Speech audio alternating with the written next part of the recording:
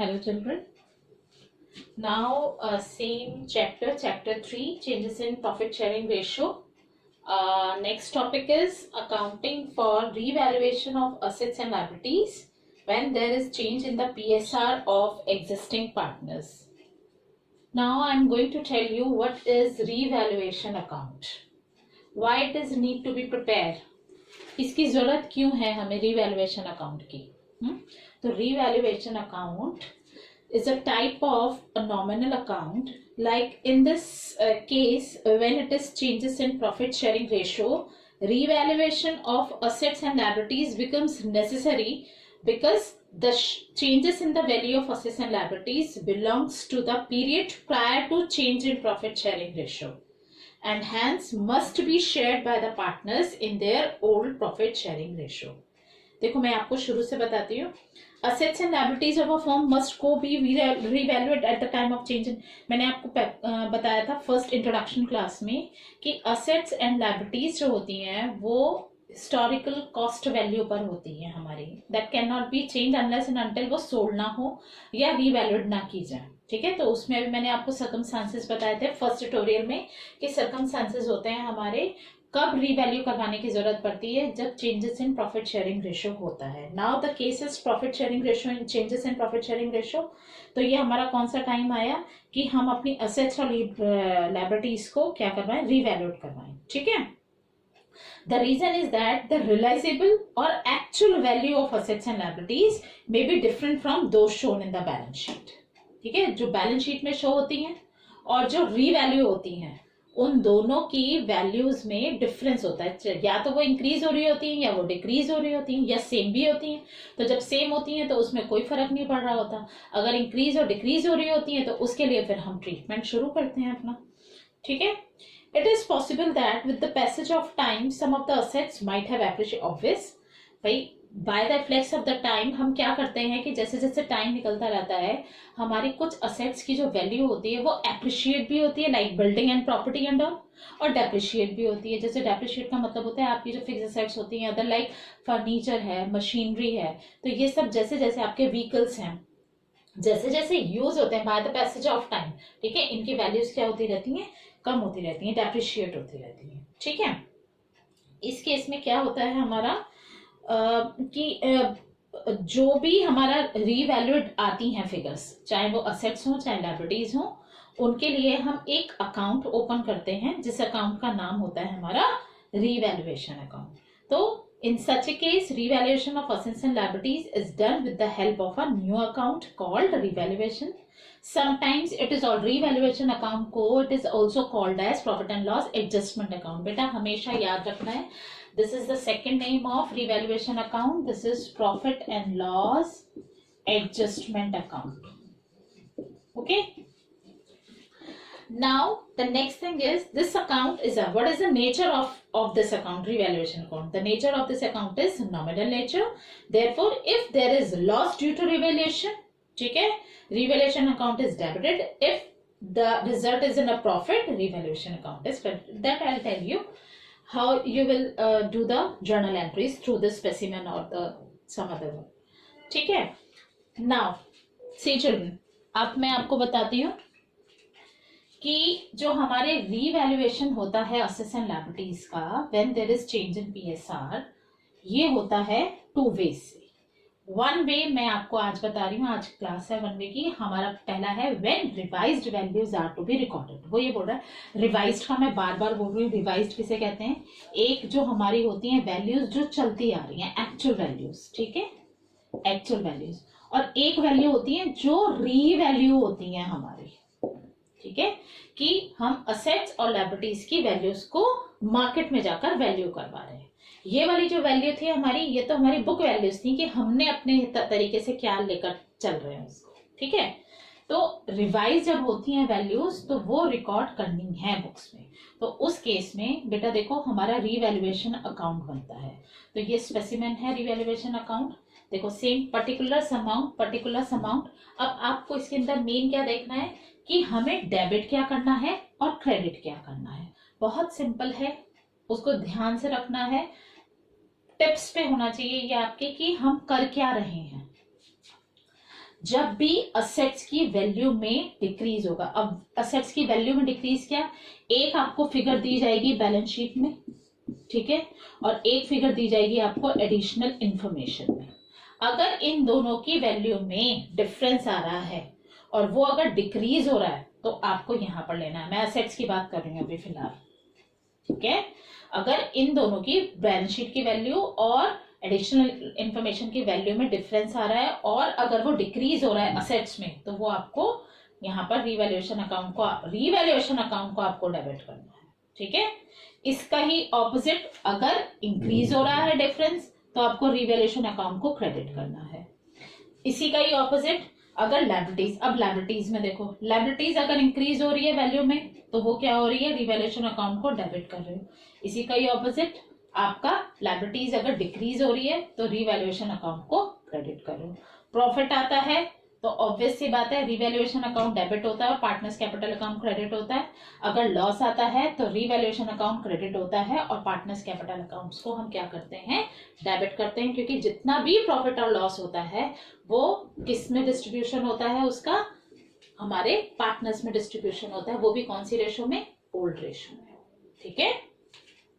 तो अभी ये मैंने आपको स्पेसिमेन बताया, एक बार फिर हम रिवाइज कर रहे हैं। रीवैल्यूएशन अकाउंट में डेबिट साइड के देखिए आप क्या क्या आ रहा है, decrease in assets, increase in liabilities, unrecorded liability. अगर कोई लायबिलिटी ऐसी है जो हम बुक्स में शो करना भूल गए हो लेकिन वो अगर हमें नजर आती है और उसका हम वैल्यूएशन करवाते हैं तो वो अनरिकॉर्डेड लायबिलिटी आप इधर लिखेंगे, ठीक है। इसी तरह से क्रेडिट क्या क्या करते हैं, अगर इंक्रीज होती है असेट्स में वैल्यू, डिक्रीज होती है हमारी लायबिलिटी या कोई अनरिकॉर्डेड असेट्स हमारी निकल कर आती है तो हम इसको हम क्या करते हैं, क्रेडिट करते हैं इस टाइप से, ठीक है। प्रॉफिट एंड लॉस का मैंने आपको बता दिया है। अब इस स्पेसिमेन के through I am going to tell you how you will do the journal entries quickly, ठीक है। सी चिल्ड्रन, मैंने आपको बताया है अगर असेट्स को डिक्रीज होती है, अगर आपकी असेट्स डिक्रीज होती हैं तो रीवैल्यूएशन को हम डेबिट करते हैं। तो हमने देखो decrease in the value of assets, revaluation account हमारा क्या हो रहा है, डेबिट हो रहा है टू असेट्स। डायरेक्टली आप उस असेट का नाम लिखेंगे जो डिक्रीज हो रही है। सपोज फर्नीचर है, वो क्या हो रहा है हमारा, डेप्रिशिएटेड हो रहा है, ठीक है। तो अगर 10% से डेप्रिशिएट हो रहा है फर्नीचर और तो उसी की वो जो डेप्रिसिएशन अमाउंट है, ठीक है, उसके साथ यहाँ पर हमारा आएगा revaluation account debit to furniture account. और यहाँ पर जो भी आपको 10,000, सपोज 1 लाख का फर्नीचर था, 10% डेप्रिसिएशन उस पर कितना आया, 10,000, और यहाँ पर अब आप 10,000 लिखेंगे। इसके ही ऑपोजिट मैंने लिखा है, देखो अगर असेट्स में डिक्रीज होता है तो रिवैल्यूएशन डेबिट होता है, अगर इंक्रीज होगा तो रिवैल्यूएशन क्रेडिट होगा, असेट्स को डेबिट करेंगे। ऐसे ही अगर इंक्रीज होती है लायबिलिटी, ठीक है, देखो इंक्रीज हो रही थी लायबिलिटी आपकी, डेबिट क्या हो रहा था, रिवैल्यूएशन, सेम देखो revaluation account debit to liabilities account. इसका ऑपोजिट देखो, liabilities account debit to revaluation जब डिक्रीज होती है। अनरिकॉर्डेड में भी सेम ही रहेगा, सेम का सेम, जैसे ये इंक्रीज हो रही है, अनरिकॉर्डेड का मतलब क्या हो रहा है, इंक्रीज होना, तो फिर अनरिकॉर्डेड में भी यही रहेगा, ये वाला अनरिकॉर्डेड, ठीक है। अब आपका क्या आता है, नेक्स्ट आता है अगर प्रॉफिट होता है रिवैल्यूएशन में तो रिवैल्यूएशन अकाउंट, देखो प्रॉफिट हो रहा है तो रिवैल्यूएशन को डेबिट कर रहे हैं, पार्टनर्स कैपिटल को क्रेडिट कर रहे हैं, ओल्ड रेशो, ठीक है। ऐसे ही अगर लॉस होता है तो लॉस को आप डेबिट करेंगे, लॉस में सॉरी पार्टनर्स कैपिटल अकाउंट को डेबिट करेंगे और रिवैल्यूएशन को क्रेडिट करेंगे। ये जितने भी पार्टनर्स हैं हमारे, 4 पार्टनर हैं, 4 में डिस्ट्रीब्यूट किए ओल्ड रेशो में। अगर 3 पार्टनर्स हैं, देयर आर 3 पार्टनर्स, तो डिस्ट्रीब्यूटेड अमंग द 3 पार्टनर्स, ठीक है, इन देयर ओल्ड रेशो। तो ये आपका अभी ये टॉपिक है। अभी मैं आपको देखो पहले अच्छे से इसको एक बार इसका स्पेसिमेन बनाइए अपनी नोटबुक्स में, जर्नल एंट्रीज करिए और बेटा जितनी भी टेक्स्ट बुक जो आपकी टीएस ग्रेवाल है उसके सारे सब कुछ पढ़कर फिर आप उसको ढंग से करिए। See children, we have one question of treatment of accounting revaluation account and journal entries. We have ABC, there are 3 partners sharing profit 532. This is the old ratio, and they decided to share future profits equally. Equally means 1:1:1. This is new ratio. I am going to explain you the question once. This is your balance sheet. Balance sheet is of 31st March 18. 31st March 2018. Okay, liabilities assets, liabilities में आपको given है creditors, salaries payable, outstanding expenses, general reserve, WCR and the capitals of all the partners. Okay, and in assets there is a land and building 4 lakhs, computers, stock, debtors में आपके provision for doubtful debts का provision भी है बेटा 25,000, जिसको हम less कर फिर आउटर साइड दिखाएंगे. Bank balance, cash balance and the advertisement suspense account that has to be written off in the year, in the end of the year. Okay, this is your balance sheet and these are the provisions on which the partners agreed. Number 1, land and building be increased to rupees 5 lakhs. देखो, land and building be increased to, यानी land and building हमारे 4 lakhs थे, हमने जब revaluation करवाया तो वो 5 lakhs हो गए. तो टू वर्ड को देख रहे हो आप, टू वर्ड का मतलब होता है डिफरेंस लेना, टू वर्ड का मतलब है difference. Okay, and stock to be decreased by, और जो स्टॉक है आपका this will be decreased by 20,000. By का मतलब है द सेम अमाउंट. ओके बेटा, so here by means the same amount. Okay, same amount का मतलब है कि डिक्रीज जो हो रहा है स्टॉक वो 20,000 से डिक्रीज हो रहा है. मैं आपको रिवैल्यूएशन अकाउंट बताऊंगी तब इसका ट्रीटमेंट बताऊंगी. Next is out of salaries payable 15,000 was not payable. वही बोल रहा है जितनी भी आपकी सैलरीज आउट पेएबल है, ठीक है, उसमें से 15,000 पे नहीं की थी. ठीक है. Next is provision for doubtful debts to be return back since all the debts are good. Provision for doubtful debts को वापस ले लीजिए क्योंकि सारे डेटर्स गुड हैं, यानी सब डेटर्स ने अमाउंट दे दी है. जो हमने प्रोविजन बनाया हुआ था इसको हटाना पड़ेगा हमें. पूरे का पूरा 3 लाख हमारे पास 3 lakhs आ गया है. Outstanding expenses return back, outstanding expenses को भी रिटर्न करना पड़ेगा. बीइंग नॉट पेएबल, बिल्कुल भी पेएबल नहीं हुआ है. WCC यानी कि वर्कमैन कॉम्पनसेशन क्लेम आया है 30,000 का. हमारे पास ऑलरेडी WCR कितने का है, 70,000 का. उसमें से याद करिए मैंने आपको प्रोविजन बताया था 30,000 हम इसमें से माइनस कर देंगे, बाकी जो 40,000 बचेगा वो हम पार्टनर्स में डिस्ट्रीब्यूट कर देंगे उनकी ओल्ड रेशियो में. गुडविल जो हमारी रिवैल्यूड हुई है वो 60,000 हुई है, उसका ट्रीटमेंट करेंगे हम. लास्ट है आपका B was to carry out the work for reconstitutions at a remuneration of 10,000.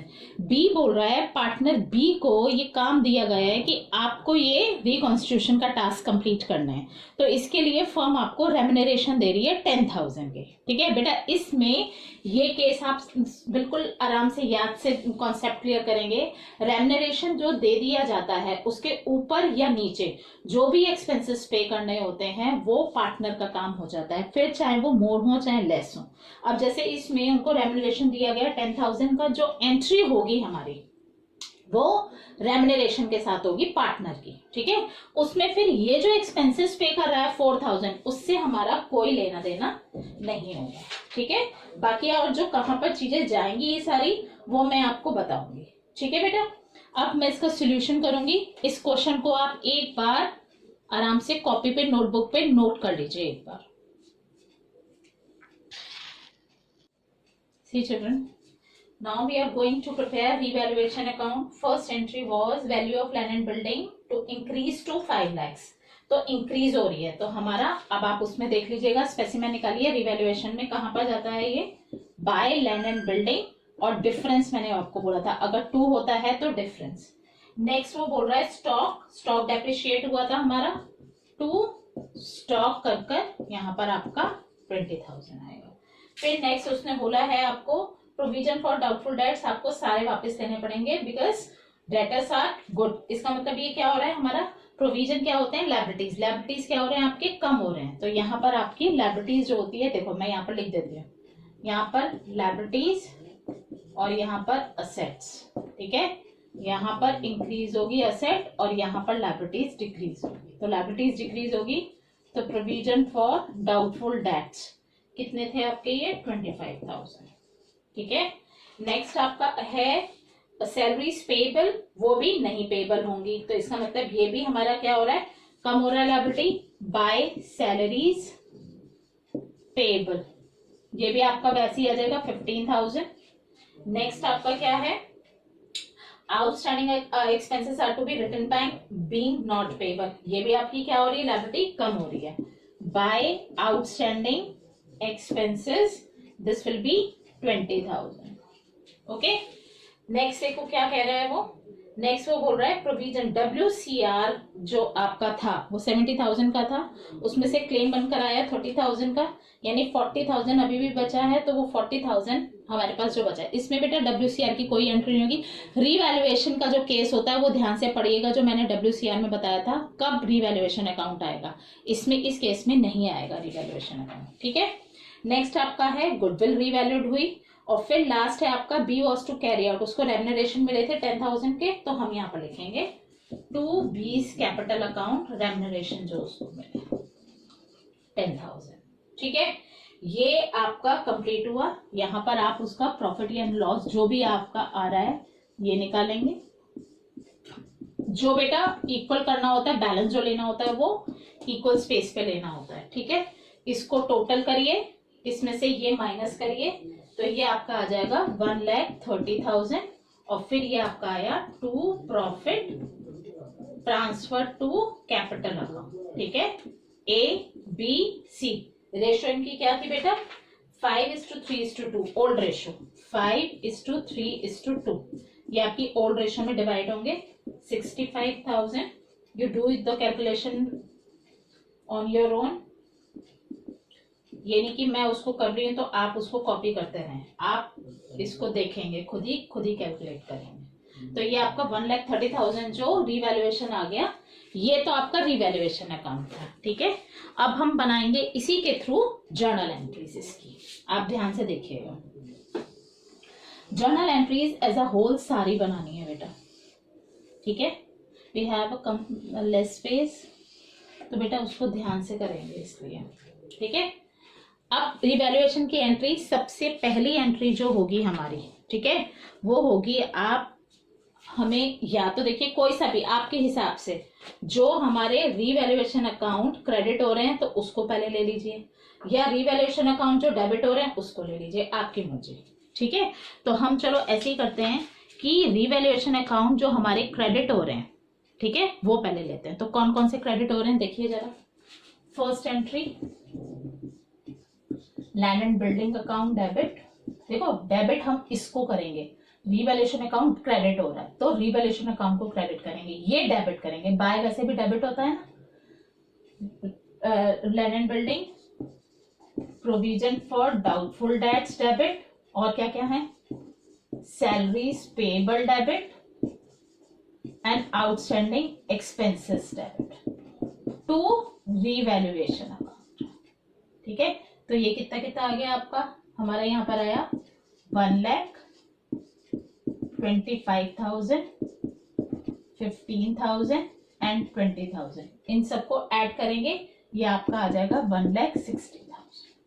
Second entry इसकी कर लीजिए. यहाँ पर रिवैल्यूएशन अकाउंट क्या हो रहा है, डेबिट हो रहा है. Revaluation account debit to stock.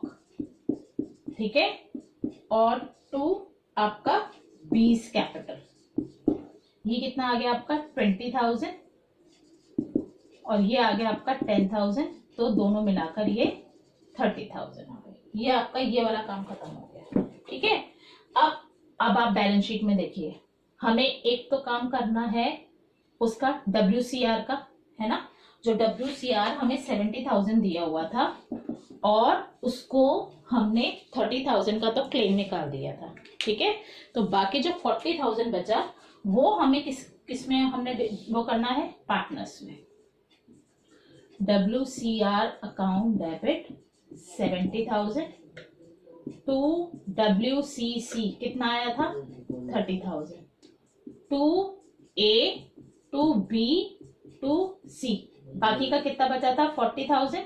40,000 को 5:3:2 की रेशो में हमने डिवाइड कर दिया. वो आपका आया 20,000, 12,000 एंड 8,000.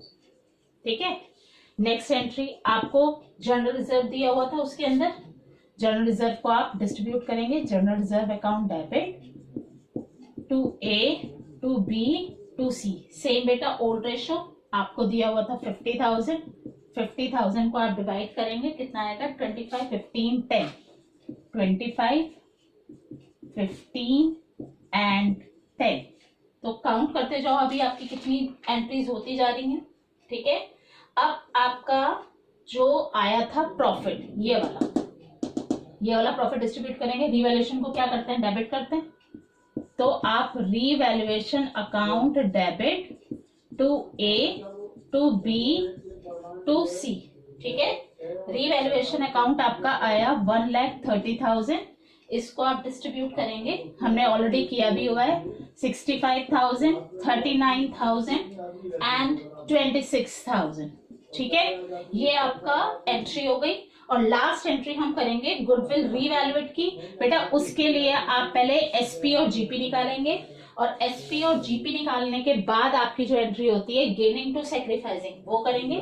मैंने ऑलरेडी की हुई है। This is B's capital account debit, C's capital account debit to A's capital account, और यहाँ पर आपका गुडविल आ रही है 2,000, 8,000 एंड 10,000। इसको आप अच्छे से सारी जर्नल एंट्रीज को देखेंगे।